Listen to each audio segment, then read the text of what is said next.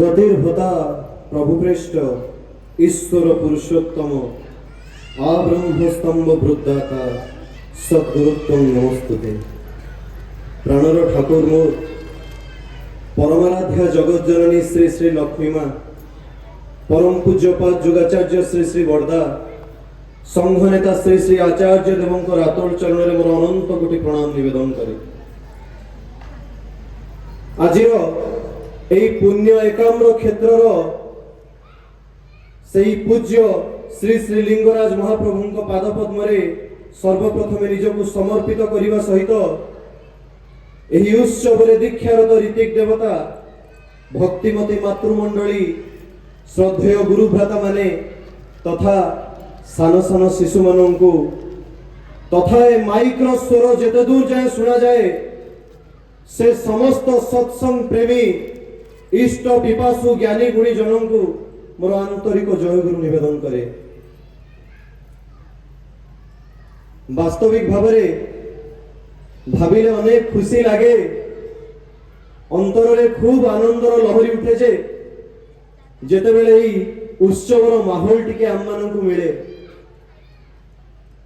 भाई जे खूब सुंदर भावरे कहूथिले এই যে যুবক মানଙ୍କର কথা এই যে সৎসঙ্গৰ কথা আজি মতে কিন্তু অনেক আনন্দ মিলে অনেক খুশি লাগে যেতেবেলে এই সৎসঙ্গৰ কথা টিকে আসে এই উৎসৱৰ কথা টিকে আসে সেই আনন্দ সেই উৎসাহ সে সমস্ত কিছু মন ভিতরে অফুরন্ত শক্তি নেই আসে আর এই আনন্দ সহিত মনরে এক বিশেষ ভাবর মধ্যে উদ্রেক हुए भाव मन को जे की प्रकार भावे एक अदृश्य जगत को नहीं जाए मन प्रश्नटा आसे जे सतरे कौन मनीष निज जीवन में पुण्य टिकक चाहे सतरे कौन मनीष निज जीवन में से मंगल टिकक चाहे आते बेले प्रश्न मन में उंकी मारे से उत्तर भाव मो सामने आसी ठिया हुए এই শহ শহ হাজার হাজার লোকমানଙ୍କର এই একত্রীকରଣ আজি আমি মানে সমস্ত যে আসি ঠাকুরଙ୍କର পদপীঠରେ ସମସ୍ତେ একাঠি ହେଇছে ଆମ ମାନଙ୍କର ସମସ୍ତଙ୍କର ଜୀବନର একমাত্র লক্ষ্য এই জীবন জীবন রাহাটা যে ଆମ ମାନଙ୍କୁ ମିଳି ଯାଉ ସମସ୍ତେ ଆମେ ମାନେ যে জীবন কামী মৃত্যু কামী ଆମ মানে କେହି ନୁହନ୍ତି জীবন বঞ্চিবাটা যে ସମସ୍ତଙ୍କୁ ହିଁ ଶ୍ରେୟସ୍କର ମନେ ହୁଏ। आज बयस तो बहुत सान एठारे अनेक ज्ञानी गुणी जन उपस्थित अछंती अनेक ज्ञानी गुणी भाई एवं माँ माने अछंती जहांकठु आपण माने मध्य ठाकुरଙ୍କର सही विशद आलोचना विषय समस्त जानी परिवे किंतु मु निजको सही भाग्यवान मने करे निजको खूब भाग्यवान मने करे कारण ठाकुरଙ୍କର এই যে দীক্ষা এই সতনাম সেই বয়সରୁ ପ୍ରାପ୍ତ ହୁଏ ଯେଉଁ ବୟସରୁ ପ୍ରାପ୍ତ ହେବା ପାଇଁ ଠାକୁରଙ୍କର ନିର୍ଦ୍ଦେଶ ଥାଏ ଯେତେବେଳେ 12 ବର୍ଷ ବୟସ ହୁଏ ବାପା ମାଙ୍କର ସ୍ୱୀକୃତି ବାପା ମାଙ୍କର এই ପୁଣ୍ୟ କର୍ମର ଫଳ ସ୍ୱରୂପ ମତେ ଠାକୁରଙ୍କର সেই ସଂଯୋଗ ଟିକେ ମିଳେ ଠାକୁରଙ୍କର এই ପୁଣ୍ୟ ସତନାମ ଟିକକ ମିଳେ ଯେତେବେଳେ 16 ବର୍ଷ ବୟସରେ ମୁଁ ପ୍ରାପ୍ତ ହୁଏ এই উৎসবরে হি ঠাকুরଙ୍କର এই স্বস্ত্যয়নী ব্রত টিকক গ্রহণ করে। আজি জীবনে মଣିষ কুহে তার সেই কিশোর অবস্থা ভিতরে তার সেই যুবক অবস্থা ভিতরে তাকে নিয়ন্ত্রণ অবস্থা ভিতরে রহিବାକୁ পড়ে যদি আজি সেই যুবক বা সেই কিশোর নিজକୁ নিয়ন্ত্রণ অবস্থা ভিতরে ন রখি পারে তা জীবনটা যে কি প্রকার ভাবে ব্যতিব্যস্ত হই পড়ে।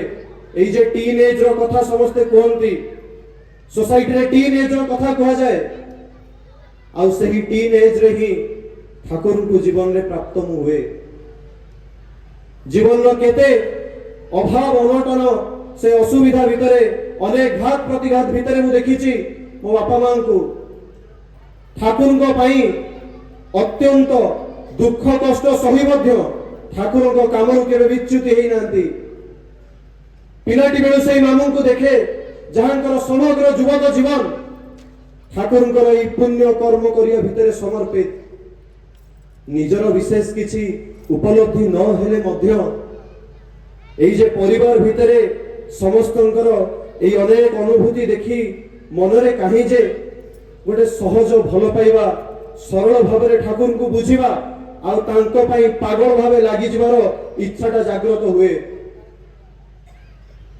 आज सत्संगर कथा तो अनेक ही कहा जाए धर्म कर्म यज्ञ अनुष्ठान कथा पारायण प्रवचन ए समस्त तो हुए ही समाज रे निरंतर ए प्रकार पुण्य कर्म आसर तो जमे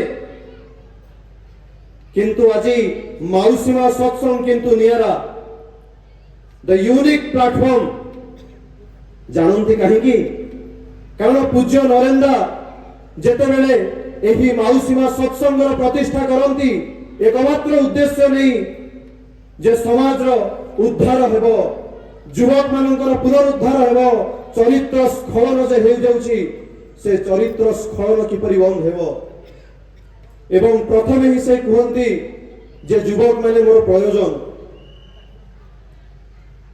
संगत मु केबे करि पारिनी सही पुण्यात्मांकर एठारे उपस्थित थिबा अनेक गुरुजन गुरु भाई मानकर कथा जहा टिकक सुनी रखे ता भितरे निजर स्मृति पीठरे एतिकी टिके मने रखे जे जहा पूज्य नरेंद्रंकर प्रयोजन थिला ता माफिक निज चरित्र तैयारी करिवि कारण नरेंद्रंकर मन भितरे सही गोटिए इच्छा थिला जे समाज रे सही मंगलर प्रतिष्ठा किपरि हेउ प्रत्येकटी प्राणरे ठाकुरंकर प्रतिष्ठा किपरि हेउ आज सही प्रतिष्ठा पाई अनेक चिंता नहीं युवक माने जे एठारे आगे आछंती कहीं युवक मानक अति गुरुत्वर सहित नरेंद्र चाहूले सेतेबेले जेतेबेले 13 एप्रिल 1919 मसीहा होइथाए पंजाब अमृतसर ठारे थिबा जालियानवाला बाग ठारे एक नारकीय कांड घटे जनरल डायर जे कि से समय भारप्राप्त अधिकारी थांती अति नृशंस भाव लोक मानकर जीवन नहीं जावाई से पछांती नहीं समस्ते जे एई खुशीबासी आसन भितर समस्ते एकाठी थांती सही समय रे से ऑर्डर दियंती फायर आउ एई फायरिंग जे आरंभ हुए अनेक लोक मानकर जीवन जे चली जाए हजार हजार लोक मानकर जीवन चली जाए एई समस्त जीवन चली जावा भितरे किंतु सेठारे उपस्थित थिले 12 वर्षर जणे किशोर सेही 12 वर्षर किशोर देखुचंती जे निजर चक्षु सामने रक्त मांस विच्छुरित से स्थान निजर होश संभाली निजे प्रस्तुत हेउचंती निजे ठिया हेउचंती आ एई रक्त मांस विच्छुरित अवस्था तांकु भयभीत करिनी तांकु करिछि प्रतिशोध परायण तांको मन भितरे सेही प्रतिशोध परायणतार भाव सृष्टि करथिला सेही दिन आउ सेही मुहूर्त रे सेही स्थान रु से आरंभ करथिले निजर जीवन यात्रा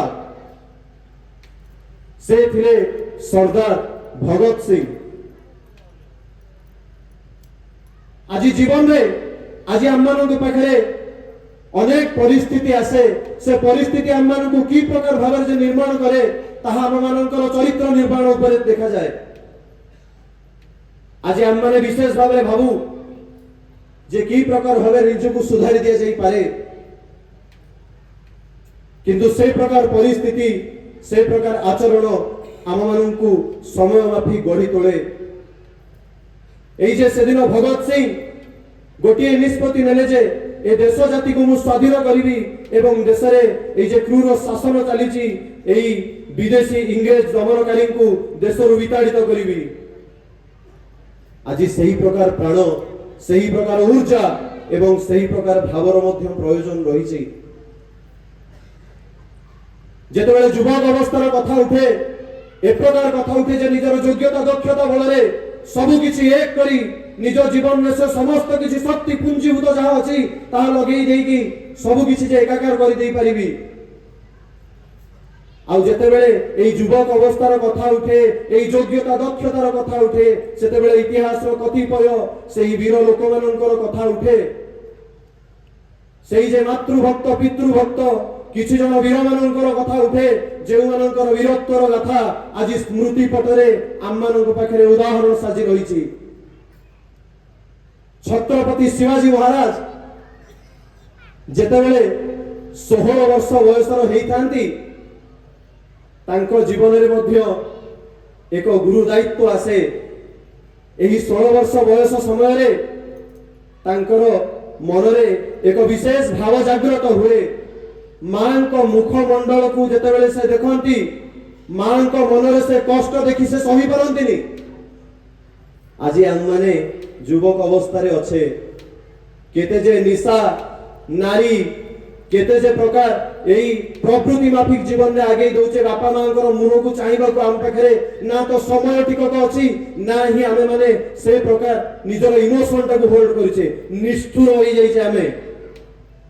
किंतु शिवाजी महाराज जे निज मां को मनर से व्यथा टाको बुझी पारंती से मां को हृदय को भी मानिया को पड़िबो जहांकर निज परिवार ठारू ऊर्ध्व को जाई की देश जातिर कथा विषय रे चिंता थिला। सेतेबेले शिवाजी निज मांकर खुशी आनिबा पई तांको मांको मुहरे से खुशी फेरई आनिया पई आरंभ करंती निजर यात्रा। सेही 16 वर्ष बयस रे ही बापांकर प्रदत्त जगदम तलवार धरी बाहर जानती क्रूर मोगल मानन को दमन करिबा पई। आउ एही दमन कार्य तांकर किशोर अवस्था तांकर यौवन अवस्था भितरे तांकर से चरित्र को प्रतिपादित करे। आज आमे माने जे देखू प्रति अवस्था रे जीवन रे की प्रकार मोड़ आसे जीवन रे की प्रकार भाव आम मान पाखे परिस्थिति आसी ठिया हुए तापई आम मान प्रस्तुति कौन। जदि आमे इतिहास को ही पढ़ी रखिबा जदि इतिहास विषय आमे जानिबा तेबे प्रकृत पक्षे जानिबा जे इतिहास निजको दोहराए। परिस्थिति सेतेबेले मध्य थिला परिस्थिति आज मध्य अछि वीर सेतेबेले मध्य थिले आज आमे का पुरुष होई जाइछे। आज शिवाजी को कथा देखंतु आज स्वामी विवेकानंद को कथा देखंतु जे 30 वर्ष बयस रे अमेरिकार चिकागो शहर रे निजर भाषण देबा को जाई कहंती एई चरित्र निर्माणर कथा देश जाति निर्माणर कथा अनुशासनर कथा निष्ठार कथा एवं भक्तिर कथा निज गुरुंकर आशीर्वाद ग्रहण करी श्री श्री रामकृष्ण परमहंसंकर आशीर्वाद ग्रहण करी चली जानती एई देश जाति सुदृढ़ करिवार आशारे निजर से युवक अवस्था भितर दे आज आम माने कहू कौन बा करी हो युवक अवस्था भितर। आज युवक अवस्था को आम माने खेल घर साजी देइछे आम माने भाबुचे जे एई युवक अवस्थाटा हेउची केवल खाली उपभोगर स्थान उपभोगर समय। This time is not meant for the entertainment. उपभोगर समय नुहे एहा हेउची प्रस्तुतिर समय। सेही प्रस्तुति दिने पूज्य नरेंद्र आरंभ करथिले एवं सेही प्रस्तुति रे आगभर हेइथिले अनेक भाई माने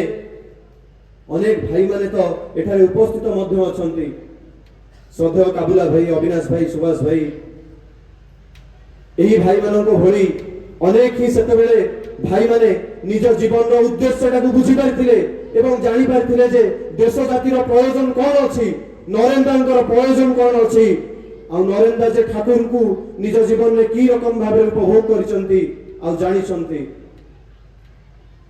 आज आमे माने एई जीवन रो 15 रु 25 वर्ष बयस मध्य जो उपभोगटा को देखुचे सेई उपभोगटा को ही सब कुछ बोली भाबी दउचे जहा फल रे एई अनियंत्रित चलनी आमर परवर्ती जीवन में आम मानक पई कर्म फल हेई आसुची आम मानक पई सेई व्याघात हेई आसुची सेई व्याधि हेई आसुची जहार निराकरण आमे तो खोजी बुलुचे संसार रे सबआडे किंतु पाउने काहे की विधि को आड़े की जाइछे व्याधि ठोकर देबो ही आज मानिने काली मानिबा। आज युवक अवस्था रे जहां आमे माने करूचे से समस्त किछि आम मानक पाखु फेरी आसीबो निश्चित फेरी आसीबो समय सहित किंतु आमको धैर्य धरिया को पड़िबो। जदि आमे पुण्य कर्म करि थाउ जदि आम मानकर पितामाता नाम आगे से पुण्य गर्भा बोली लेखा जीव को आम मैंने चाहूँ ताहले प्रकृत भाव में जे चरित्र निर्माण उपर दृष्टि देवा हुए। आज आम मान पाखे प्रयोजन किंतु चरित्र निर्माण ही नहीं। आज उपभोग कथा सबुआड़े चली। आज जिते गोटे युवक को कह जाए जे सत्संग धर्म कर्म अनुष्ठान से तुरंत ही कहे नहीं आज्ञा ए समय मो पाखे नहीं, मो पाखे ए सब टे समय नहीं, पढ़ापढ़ी भितर टे समय रोची। किंतु वास्तविक भाव में आप देखिए से अनुशासन जीवन में नहीं। आज कॉलेज जाऊली भोर उठुली बेला बेली उठिकी निजर नित्य कर्म सारिकी जाऊली। आज जिते कॉलेज सरीगला दिन 11टा कहीं से अनुशासन कहीं से समय अनुवर्तिता। आज छोट छोट स्कूल पिला मानू देखंतु, स्कूल रे पाठ पढ़ुवा पिला मानू देखंतु, स्कूल छुट्टी होला परे जतबेले से बाहर को आछुंती स्लैंग लैंग्वेज रे कथाबार्ता होउचंती। बहुत हाईली रेपुटेटेड बहुत हाईली एस्टाब्लिश्ड स्कूल मानकर इंस्टीट्यूशन मानकर से पढ़ुचंती। पैसा प्रतिपत्ति अर्थ मान जस कौन असुविधा नहीं। जदि तांको विषय पुंखानुपुंख भाव में देखा जाए तांकर वंशानुक्रम तांको पिता माता तांकर समस्त किछि जदि आमे देखिबा ताले जानिबा जे सेमानक पाखरे कौनसी जिनसर अभाव टिकक नहीं। जदि अभाव टिकक अछि तेबे केवल एई जे चरित्र निर्माणर एई जे संस्कार एई जे गुरुमुखी चलनी आदर्शमुखी चलनी एवं इष्टंक प्रति अनुरक्ति। आज कौन बा आम देखिबा एई छोट छोट शिशु माननकु देखिबा जो माने स्कूल रु बाहरी स्लैंग लैंग्वेज रे कथाबार्ता करूचंती तांकु सुधारिबाकु जिबा। तांको टिके उन्नत मानर जो माने अछंती जो माने कॉलेज जाउचंती सेमानक कथा तो छाड़ंतु ही। प्रतिदिन नुआ नुआ निशा करिवार एई जे निशाटा तांको मुंडरे चढ़ी जाईछि। आज मद खाइबी काली ड्रग्स खाइबी काली चरस खाइबी परदिन गंजेई खाइबी एतिरे एतिकी डोज रे हेलानी तापर टिके डोज बढ़ेइबी। आज एई प्रकार चिंताटा मुंड भितर बढ़ी चलीछि। ता भितर कर चरित्र निर्माण हुए ता भितर कौन आज आम मानकर जीवनटा निर्वाह हुए। ए समस्त किछि चलनी भितर अनियंत्रण आउ ए समस्त किछि अनियमितता जे देखा दिए ताहा किंतु भविष्यत जीवन रे आम मानक पई अनेक किछि व्याधि आनी दिए अनेक दुख आनी दिए। आमे चाहि मध्य किछि करि पारुना। जीवन रे जे प्रकृत पक्षे आम माने उन्नति चाहू तेबे निजर से चरित्रटाकु सुधारिबाकु हेबो। जेतेबेले नरेंद्र एई सत्संग माउसीमा सत्संगर प्रतिष्ठा कले सेतेबेले अनेक किछि जिनस को दृष्टि दे तयारी करथिले। किंतु से सब भितरे जेतेबेले गुरुत्वपूर्ण जिनस को टिके दृष्टि देले ता भितरे कहिले एई गजामुग बुट एक्सरसाइज काछा मातृजाति ठारू ऑनरेबल डिस्टेंस एई पंच नीति उपरे जे समस्त भाई मानकर जीवनटा तयारी कले। आ सेही जो जीवनटा तयारी होला भाई मानकर परवर्ती जीवन रे से माने एई पंच महानीति द्वारा ही निज जीवनटा को उपभोग करि आसिले। आ आम माननकु देई गले सेई पंच नीति पालन करिवार उदाहरण आमे माने मध्य तांकरी आश्रय ग्रहण करी सेई पंच महानीति पालन करिवा पई आगे आसु। जीवन रे प्रत्येक टी क्षण आम मानक पई महत्वपूर्ण आज्ञा। आज आम माने केही जानूना जे काली किए देखिछि एई परवर्ती क्षण रे कोन बा हेबो आम माने केही जानूना। समय केते बेले केउ परिस्थिति आनिबो कहा पाखरे की प्रकार बा परिस्थिति ठिया हबो सेटा केही जानि नांती। एकमात्र परम पिता जानंती परम पुरुष जानंती। किंतु तांको सहित ए हृदय संयुक्त हेले तो तांको हातरे मो निज हाथ धरई देले तो गुरुंकर प्रयोजन नितांत अछि। जीवन रे गुरुमुखी जीवन जो माननकु मिले से माने खूब भाग्यवान। आज आम मानकर एई जे जीवन गुरुमुखी हेबार अत्यंत प्रयोजनीयता रहिछि। सेदिन जेतेबेले शिवाजी निज युद्ध सारंती आगे आसंती निज गृह प्रत्यावर्तन करंती शिवाजींकर गुरु रामदास तांकु आगुआ ही सतर्कता करई दी थांती जे भविष्य रे ए प्रकार समय आसी पारे तुमको सब प्रकार सतर्कता अवलंबन करने को हेबो। सेतेबेले शिवाजी बुझी पारंतेनी गुरु काहे के उपदेश दियंती। समय आसे अफजल खान मोगल सम्राट जे बार बार अटैक करे शिवाजी को सहित युद्ध करे पारे ना तत्परे छल करी तांको सहित संधि करिवार एक बहाना करे। शिवाजी महाराज को सहित बंधुतार हाथ बढ़ाइबा को चेष्टा करे एवं एई जे संधि करिवार कथा वीर मानक पाखरे भी देखा जाए से माने जे प्रयोजन माफिक युद्ध करंती नचेत प्रयोजन माफिक जहा समाज मंगल जहा हित थाए से दिगरे दृष्टि दियंती। तदनुमाफिक शिवाजी मध्य सही कार्य ही करिसंती। संधि रक्षा करियो जेतेबेले जिबा पई प्रयत्न हुअंती सेतेबेले गुरु रामदास तांको कथा दियंती जे नगले कोन हुअंतानी किंतु शिवाजी महाराज कहती कथा दे सारी एई पुरुष पक्षे कथा दे कथा रखिबाटा किंतु बहुत श्रेयस्कर। ताहा आममानंकर पूर्वज माने वीर महापुरुष माने एवं खुद पुरुषोत्तम हिसाब रे जे नर लीला देह धारण करि आछंती से प्रतिपादन करि जाइछंती। तो शिवाजी मध्य प्रस्तुत होंती जीवा पई जेतेबेले जीवा पई प्रस्तुत होंती गुरु रामदास सेतेबेले तांकर एई वस्त्र भितरे दुईटी बाघ नखा रखी दियंती। कोनती समय आसिले प्रयोजन आसीबो। शिवाजींकर हाइट टिके छोट थाए सही समय रे शिवाजी जेतेबेले जानती सेई तंबू भितर को अफजल खान का हाइट टिके अधिक। अफजल खान से समय रे अनेई बसी थांती जे की प्रकार भाबे सेई क्षण टिक को आसीबो एवं शिवाजी को मु मृत्युर द्वार देश रे पहुंचेबी। तांको एई छल उद्देश्य रखे आलिंगन करंती। आ जेतेबेले आलिंगन करंती शिवाजी को श्वासरुद्ध करबा पई चेष्टा करंती। शिवाजी जेतेबेले या जानि परंती सेतेबेले तांकर गुरुंकर कथा मने पड़े सेई बाघ नखार कथा मने पड़े।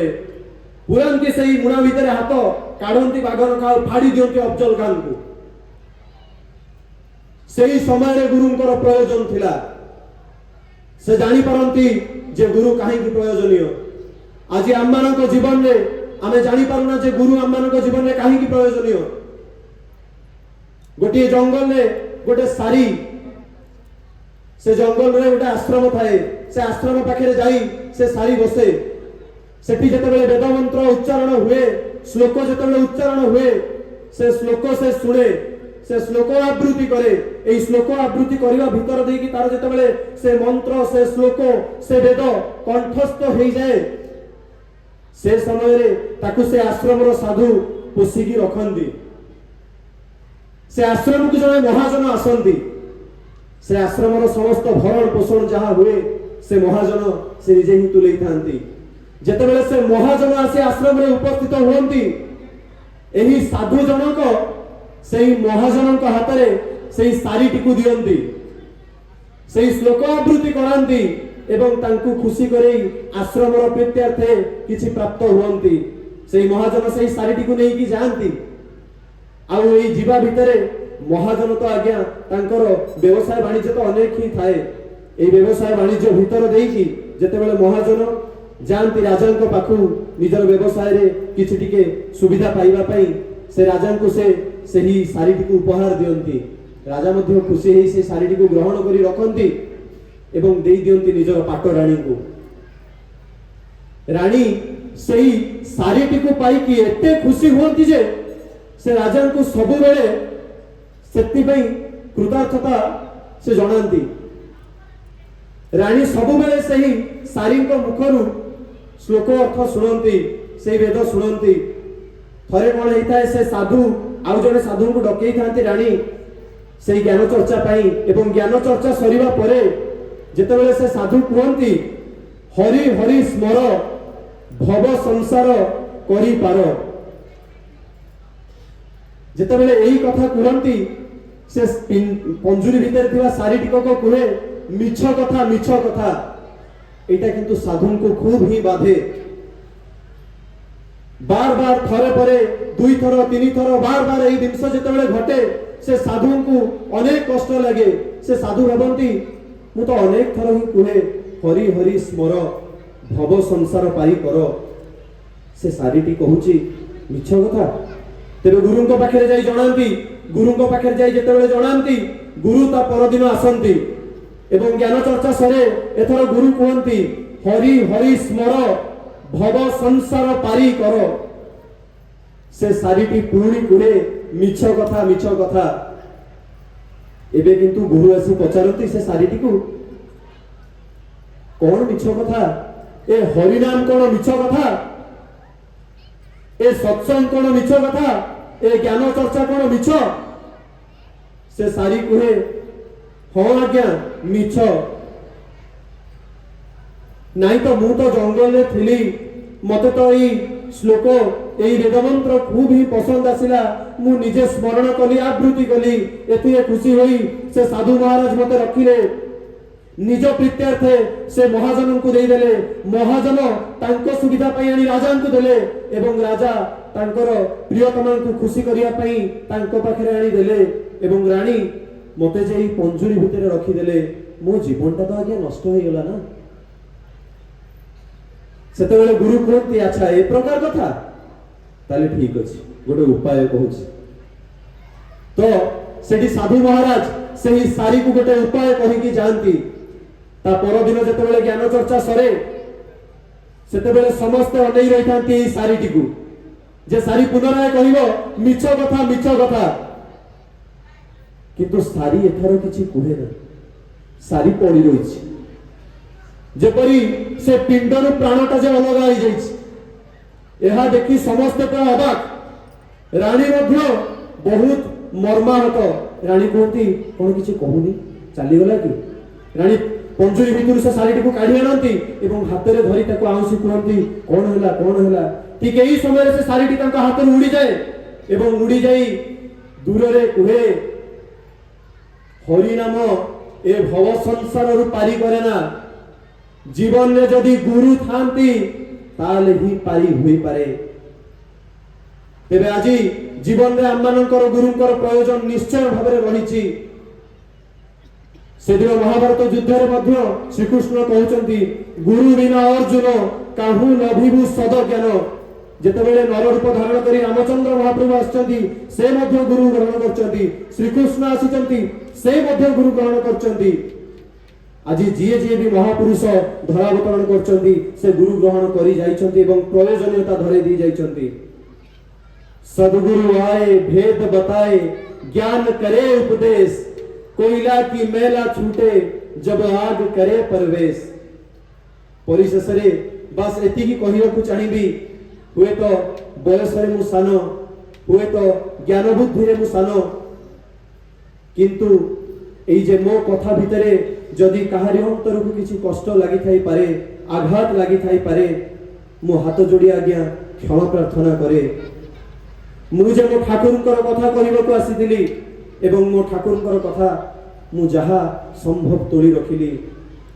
ମୋର ପରବର୍ତ୍ତୀ ଭାଇମାନେ ଯେଉଁମାନେ ଅଛନ୍ତି ସେମାନେ ବିଶଦ ଭାବରେ ଠାକୁରଙ୍କର ଏହି ପୁଣ୍ୟ ଆଲୋଚନାକୁ ଆଗେଇ ନେବେ। ଜୟ ଗୁରୁ, ବନ୍ଦେ ପୁରୁଷୋତ୍ତମ। खूब सुंदर ठाकुर जगत रे एई गोटा कहूँ